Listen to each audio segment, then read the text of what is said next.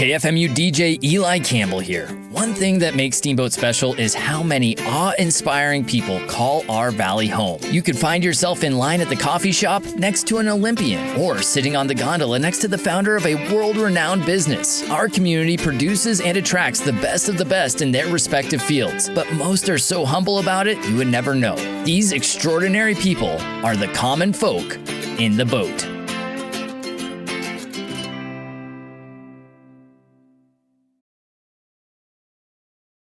Welcome again to Common Folk in the Boat. I'm Eli Campbell, DJ for 104.1, 105.5 KFMU, joined as always by my good friend David Whitlinger of Billo. We start everyone and you're always just laughing. You make me laugh. You look at me and you laugh, and I wonder, do I have something on my face? Did I forget to wipe my mouth?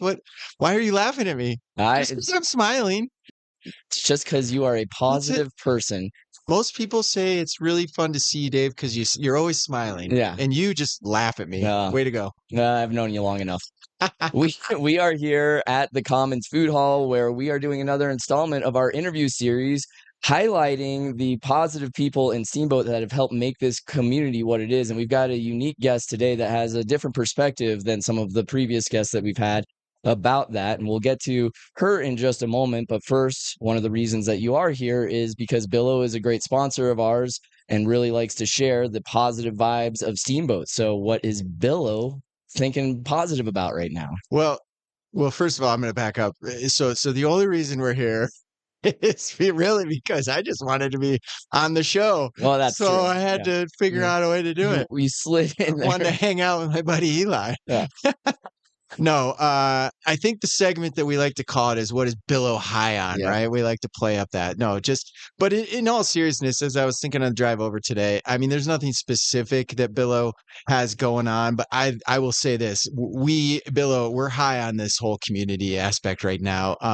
Music fest. I mean, just think about music in general. We've got incredible access to artists. Music fest just finished up. We've got, Winter Wondergrass coming down the pike. I've been talking with the folks at the Steamboat Freak Summer Concert Series, and they're kind of dripping a few names. Nothing's set yet, but like this idea that, I don't know, our community specific to the music space is just going off. And I love that. I would say Billo is way deep and high on that for sure. And we of course really appreciate Billo's support in our series here, Common Folk in the Boat. As I said, we've got a great guest.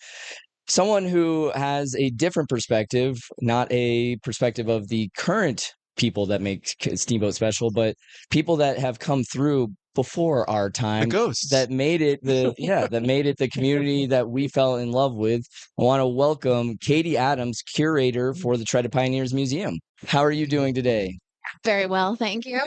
Well, we go back quite a ways. We've known each other for about 20 years. Yeah. And I know you as a person who, this is not the most comfortable setting for you. You're the curator for the Treaded Pioneers. You like to work behind the scenes, as you said, and the underbelly, working on the exhibits at the museum, and you do an incredible job with it.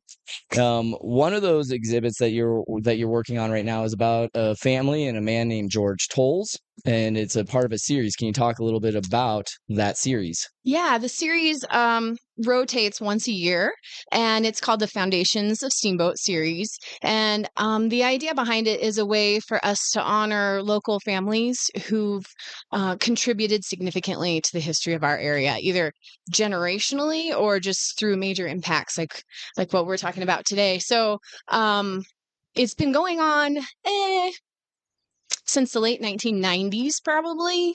And it's featured probably lots of families that you've heard of, Eli, like the Light family from FM Lights, lots of ranching families like the Stankos. Last year, we just finished up with the families of the Rocking Sea ranch, which is Dockenbaugh, Gray, Allen.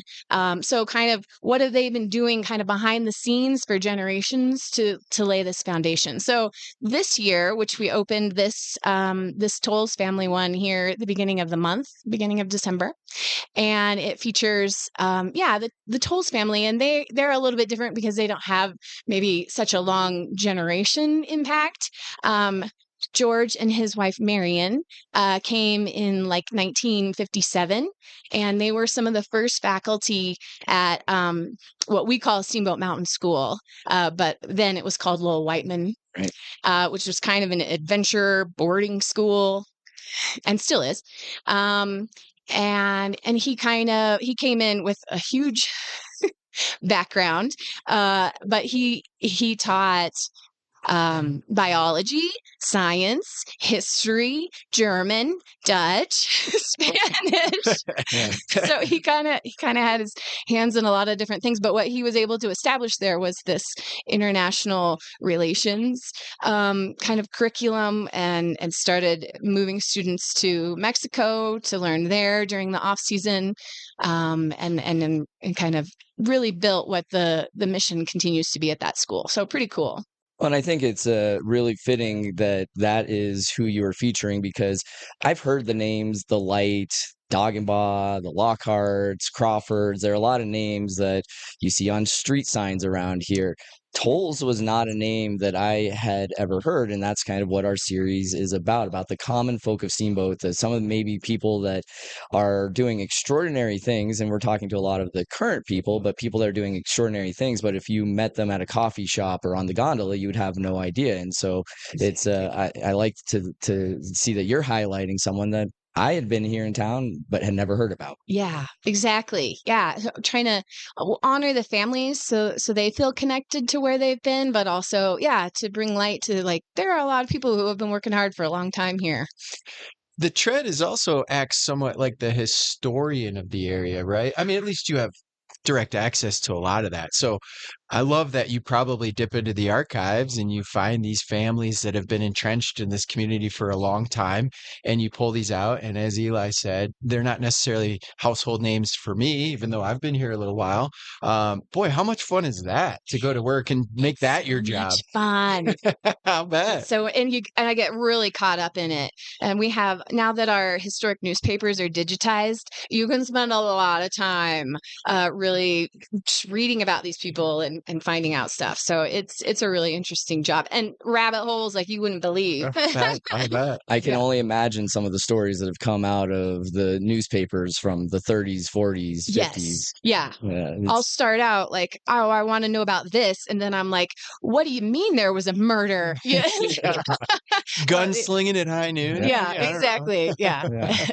Well, from a name that we weren't so familiar with, I think one of the things that, of course, brings a lot of people to Steamboat is the skiing and the ski area. When I moved here, it was a ski town that I was looking for. Now, the reason that I moved to Steamboat was because there was a community here, which I think a lot of ski resorts maybe lack. And so it was the community around the skiing, but the skiing had to be there for me to move somewhere back in that time. And so the history of skiing in Steamboat goes back longer than maybe some people really realize, in that we have the longest operating ski area in North America. And of course, we're not talking about Mount Werner, we're talking about Howelsen Hill.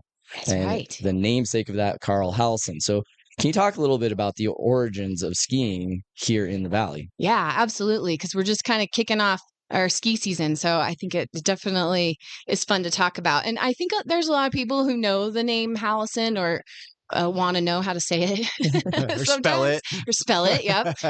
E-L. But maybe don't often know, well, who was this guy? And he actually has kind of an exciting, it might be built up now after all these years, background. But he originally from Norway, and his name was Carl Howelsen. And he made his way here first to Chicago and had a gig actually working for the Barnum and Bailey Circus. And that's because that's, how little America knew about this crazy sport of ski jumping, which they called like ski sailing. Good. Yeah, flying in the air with wood on your legs. He was the flying Norwegian, he was right? The flying Norseman, exactly. And he worked with Barnum and Bailey for quite a while, which is crazy. And I don't know if it's super true, but I still like the story. Like if you can picture under the big top, and they had this ski jump essentially that they greased with Vaseline, which I'm like, how much Vaseline?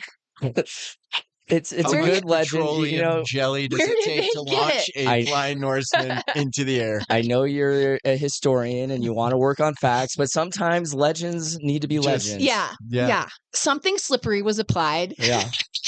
And he would go down the something slippery, they say, and then off of it and like over the backs of the elephants and land in the arms of the strong man. That's Do Wow. you think? I've got a visual in my head right now that I wish I was an artist that I could paint. Yeah. Because Right? I could see that. With his mustache and I'm not sure I remember that part of the Greatest Show movie that came out recently. me either. But they did remember the posters in that movie, which were a big deal. So that part is historically accurate. And actually, if you've seen the Barnum and Bailey posters around town, Barnum and Bailey actually gave the Tread of Pioneers copyright in the 1990s. So we're able to reprint it exclusively. So if you ever see it, there is some fact and history in that. Anyway, he got hurt. We go figure. Wow. It was like the most, they say, the most popular act, but he got injured and eventually decided to come find snow in Colorado and made it as far as Hot Sulphur Springs and thought that was pretty good. And then a woman named Marjorie Perry was on the train watching him, and she was like, no, brother, come on the other side. We have a lot of snow. And he did. He was like, this place is amazing. And from the, writings and things that we have at the museum, people, especially children, were completely enamored with this guy. And he was teaching kids to jump off roofs and Love it. building things. He was building the first. rickety jumps. He was the first, bad influencer, right? Hey, kids, come here. Let me show you how this works. Exactly. Get up on that roof. Yeah. Exactly. So people just lost their minds because before it was just like, I use these planks of wood that they called snowshoes to check my cattle. And that was about it. So he really transformed, winter survival into winter enthusiasts. And it just snowballed from there. Yeah, we like that. Oh, you need your my little applause button. button. Yeah. Boom. So from there, obviously then we start skiing on Howelsen Hill. And there was Woodchuck Hill where they would be jumping off of as well. He inspired many others from his kind of trip to Hot Sulphur Springs and then chance meeting to come here. And then you move into John Steele and Gordon Wren and beyond. Yeah, exactly. This guy who was just a little boy at the time, watches Carl Howelsen ski jump and starts to learn from him. Eventually sees his career and keeps going with it and is our first Olympian. In 1932, we went to Lake Placid for jumping, and then comes back and does school auditorium. I went, and he's got his USA sweater on, and cap and mittens, which are very cool that the museum still has. Thank you, John Steele, for giving those to the museum eons ago. But it's really cool to see the first uniform. Anyway, in the auditorium is a little boy who was also born and raised here named Gordon Wren. And he was like, that's what I want to do. And so he starts learning from John Steele, who learned from Carl. And it kind of just keeps going like that. And Gordy Wren really was an anomaly in the skiing world at the time. I mean, we're talking like the 1940s, so it's still pretty early. And he actually qualified for the 1942 Olympics, but they were canceled because of World War II. So he never made it to that one. But he qualified, which is unheard of today, in all things skiing. Wow. So they called it a four-way skier, and was the best, they say, ever known. So he qualified in Nordic, in jumping, which would also be cross country, slalom, and downhill. Wow. So Can you imagine? He's the first of many Olympians here in Steamboat. And it's amazing because now you're specialized in Nordic. You're specialized in you don't really slalom. come out. Yeah. That's yeah. And he actually goes on to enlist in World War II himself and joins the 10th Mountain Division and starts training paratroopers. There were a lot of people from Steamboat Springs that moved into the 10th Mountain Division. because they did have the skiing and kind of mountaineering background. And he eventually makes it to the 48 Olympics and gets to choose. When you say choose, did he choose a discipline or was he still a four-way skier? He qualifies in all and then decides to go in Nordic combine. Okay. Like, yeah, they're like, what team you want to be on, Gord? What an amazing opportunity. I mean, nowadays it's gotten so specialized that even someone who does I don't even know, the combined where they do the downhill and the slalom, even that is like very, very specialized, difficult to do because these skiers pick a discipline and that is what they focus on. So back in the day, I love hearing that it was a little different in the sense that these athletes could qualify in multiple areas. How exactly. cool. Yeah, it was pretty unheard of. And he did really well and had the highest like placement in jumping, which is still like one of the highest an American has ever placed in Nordic jumping. Because anyway, and that all pretty cool. That all traces back to Carl Howelsen, and then moving forward to the names that you do start to recognize and to know from Mount Werner and the Werner family. Yes. So after Gordon comes back from World War II, he comes back here to Steamboat Springs and starts getting involved in coaching at the Werner Sports Club. And he has this like crop of kids that are amazing. Thanks to his like dedication and enthusiasm for the sport, but also, I mean, he's just well trained and he trains them also in all the disciplines. Well, sorry, I just want to, and I don't want to get off topic, but I've seen at the Tread of Pioneers photos, old historic remarks about how our community kids would ski to school, right? I mean, these kids would literally use it as a mode of transportation. So I guess what I'm saying is it doesn't surprise me that you've got this incredible group of skiers because whether they do it for sport or for just a means of transportation, these kids are on skis. They did. And this is back when they were wooden and straps, leather straps. They were wooden and does not surprise me that we produced, that level of athlete when that's what they were born with. I know. And we think of like night skiing as kind of a new thing. They brought in night skiing in the 30s to Howelsen Hill. Again, Mount Werner wasn't yet an idea, but so they spent a lot of time on the snow and Gordon produced these guys that we know today. All three Werner siblings, which would be the oldest was Skeeter. And they say like she was by far the most edgy and competitive of the three of them. Sure. She really set the bar. And then comes Buddy, and then little brother Loris, I think is like 8 years younger than Skeeter. And all three of them end up going to the Olympics. Another guy, Marv Crawford, was a four-way skier as well. So he competed in jumping and Nordic combined, but he could also do downhill. And he had a son that went to the Olympics. And so there's like about 10 or 11 kids that Gordon Wren coached to the Olympic level. So what I think is incredible about your perspective here is that you have all of these people that, again, they trace back to Carl Howelsen, but they were just common kids of Steamboat following in the footsteps of somebody else, becoming the Olympians of Steamboat, becoming these, not just community-wide known, but really nationally and internationally known skiers. Yeah. Can you talk a little bit more about how kind of Buddy Werner and Skeeter ended up going to the Olympics and those sorts of things? Yeah, exactly. I think you could argue that like it made it seem possible because they all knew someone who had done it and showed them that it was possible. So there was never any doubt that you couldn't go to the Olympics from this tiny town. I mean, we're still, in the mid 50s.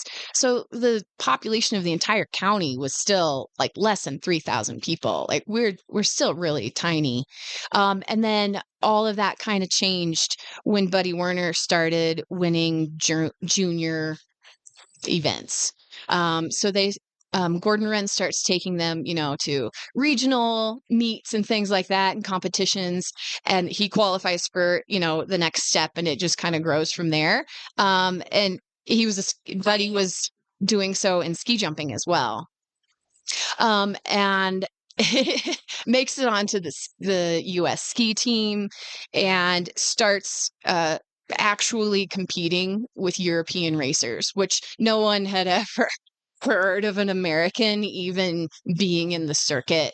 And let alone it's from a crazy. community of 3,000 people Yeah. in Northwest Colorado. Yeah. I'm just, again, I'm fascinated because I've known a little bit of this history, but it's just now it's a light bulb in my head just going off like, oh my gosh, the uphill battle, if you will, of how this all transpired to become an international competitive team out of little old Steamboat Springs. Yeah. To have Crazy. 10 people doing So it. cool. Exactly. Well, and I always think too, back to the travel back then. It's not like it was a hop on I-70, a flight to DIA or anything like that. You Yes. know, just the amount of dedication it would take to travel to Europe to compete. Yeah. And know that you had the hometown support behind you, but they might not even get the news for a week They after. didn't get the news. They didn't get to come. Mm. And, we have Buddy's mother, her name was Hazy, also born and raised here, kept pretty detailed scrapbooks. And she has a lot of international papers that I think people would mail. And that is kind of what really gave me the perspective of going through these old yellowed newspapers is like, holy cow, he was a big deal here. Obviously, you would think he'd be covered in our paper, but he was covered in every paper across the world, in every language. And so I think he was an even bigger star over there in Europe than we kind of even realize today. And it was a big deal internationally when he passed away, Huge. 60 years ago. Is that right? 60 years ago, here in 2024, we'll be remembering that anniversary, which was pretty tragic. He wasn't very old, not even 30 yet. And I think that made a huge waves in the sports world, but also here in Steamboat Springs, a lot of things were done. His teammates really took it hard because at the time you didn't really think that skiing was a sport that could take your life. They were skiing and filming a Willy Bogner ski fashion movie in Switzerland. Is that like the precursor to Warren Miller? Yeah. Basically. What did they have the cool commentary? Yeah. Like Warren's like little jabs? Oh, yes, man. and they had real like edgy music, and they were wearing really Edgy, like big cool, band swing. Yeah, Yeah. yeah, like kind of odd jazzy. And they had a lot of costume changes, of course, because Of they were course. selling ski clothes. But yeah, I don't think they really understood how to check avalanche concerns yet. And yeah, he and another woman whose name I'm now forgetting, Barbara something German, starts with an H. Anyway, they made it past the first slide, out skied it, which I cannot even imagine the panic. Yeah, and on that old equipment as well, out skiing the slide is pretty impressive. And then a second one was set off, and it overtook them both. So it was really hard. And just like his charisma and the way he handled himself. I mean, most of the time he was just a teenager, but I think that's kind of what sticks with me. Some of his teammates were like Moose Barrows and Billy Kidd.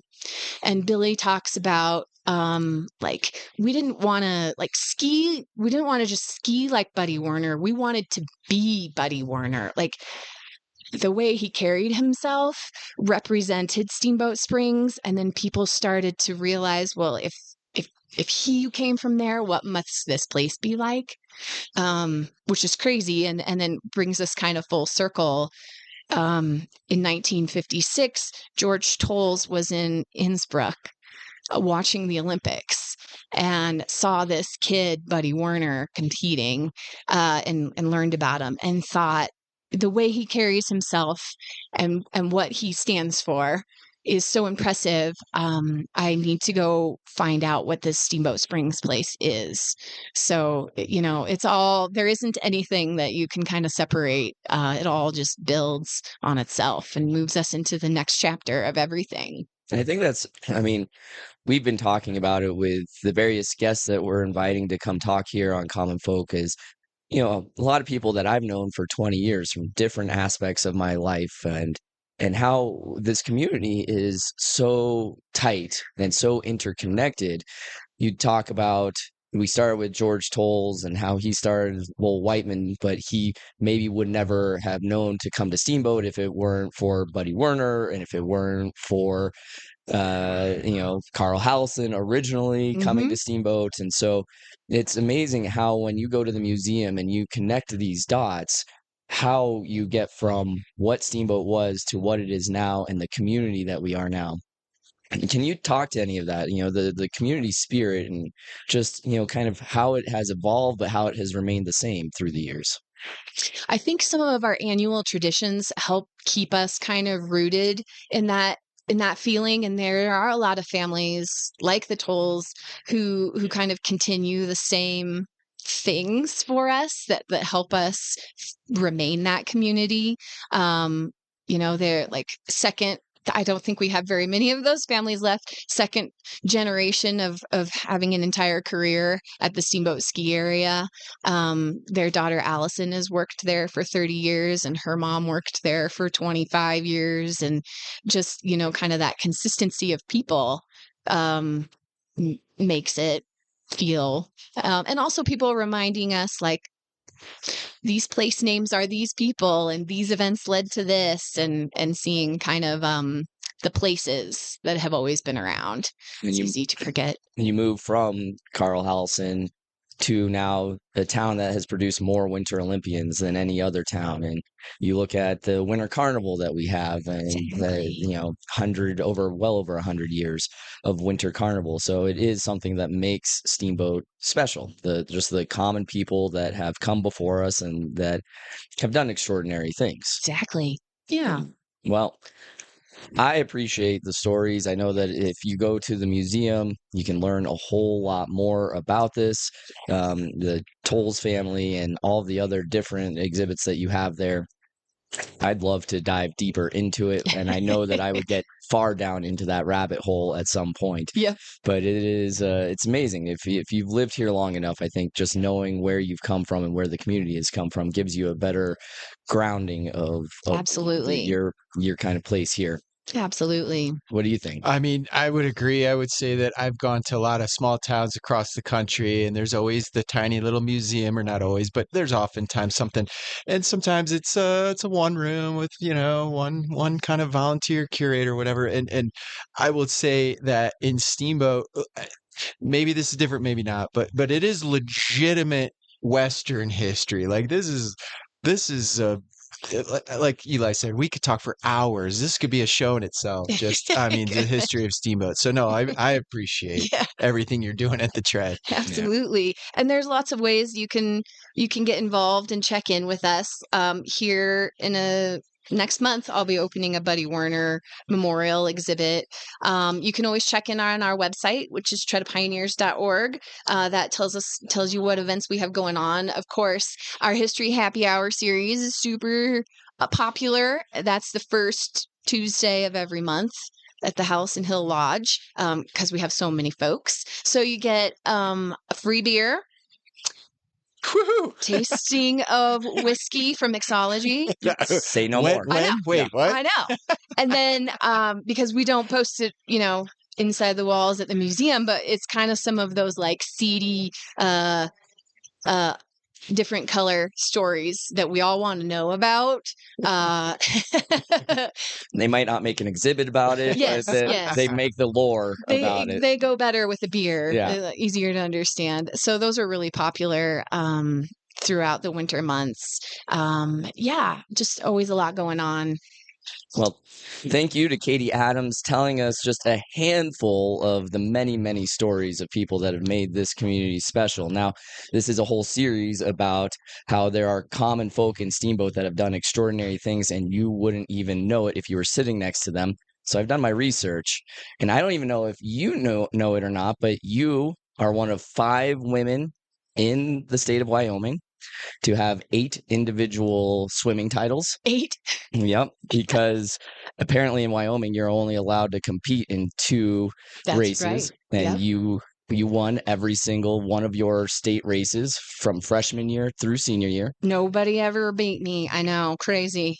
So one of 5, and your 500-meter freestyle record stood from 1998 until just a couple of years ago, 2020. Is that right? That is correct. So That's crazy. again, it's one of these things. I know that's not something you're ever going to go out and share with people, but sitting next to you, you're just one of these common people that has pretty cool little history there. I think I'm impressed. You. And it goes to show if you're a guest on the Common Folk podcast, beware, because Eli's going to sleuth you. He's going to Google you. That's right. You never know what I might find. So thank you. There you have it. Katie Adams telling us about the common folk of the boat and one herself. So thank you very much.